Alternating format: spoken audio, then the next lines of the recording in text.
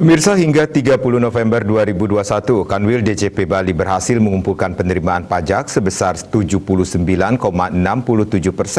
atau 6,36 triliun rupiah dari target yang diberikan. Realisasi penerimaan Kanwil DJP Bali ini mengalami pertumbuhan sebesar minus 8,51% dibandingkan dengan tahun sebelumnya. Di sektor perpajakan untuk mewujudkan DJP. Adapun penerimaan pajak tersebut didukung oleh 5 sektor dominan penentu penerimaan, yaitu jasa keuangan dan asuransi sebesar 22,00%, administrasi pemerintahan dan jaminan sosial wajib sebesar 9,7%, sektor perdagangan besar dan eceran, reparasi dan perawatan mobil dan sepeda motor sebesar 19,9%, industri pengolahan sebesar 8,6%, dan konstruksi sebesar 7,2%.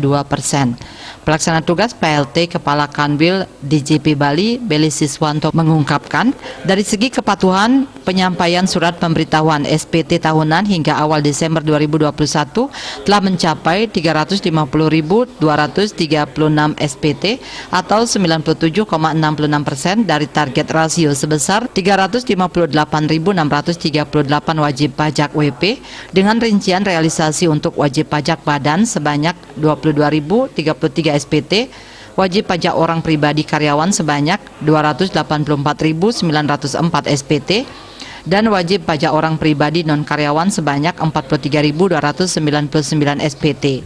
Dalam upaya membantu masyarakat survive di masa pandemi COVID-19, pemerintah melalui Direktorat Jenderal Pajak memberikan insentif pajak dalam bentuk antara lain PPh 21 ditanggung pemerintah untuk pegawai dengan penghasilan kurang dari 200 juta rupiah per tahun. PPh final UMKM 0,5% ditanggung pemerintah.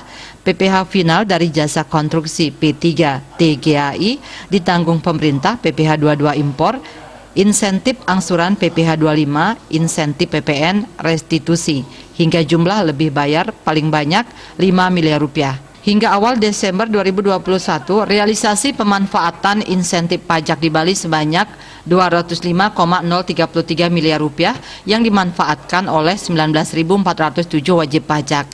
Ada 3 insentif yang paling banyak dimanfaatkan oleh wajib pajak di Bali, antara lain pengurangan angsuran PPh 25 dimanfaatkan oleh 3.383 wajib pajak dengan realisasi insentif sebesar 107,7 miliar rupiah. PPh 21 karyawan ditanggung pemerintah dimanfaatkan oleh 7.801 wajib pajak dengan realisasi insentif sebesar 31,3 miliar rupiah, dan pengembalian pendahuluan PPN PKP berisiko rendah dimanfaatkan oleh 14 wajib pajak dengan realisasi insentif sebesar 28,5 miliar rupiah.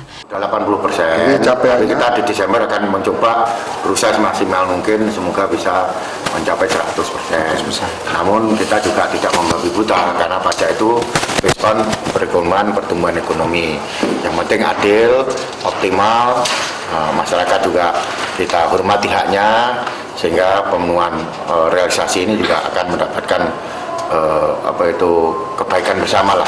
Negara mendapatkan haknya secara sesuai ketentuan, sesuai keadilan, masyarakat juga mendapat hak-hak terkait perpajakannya.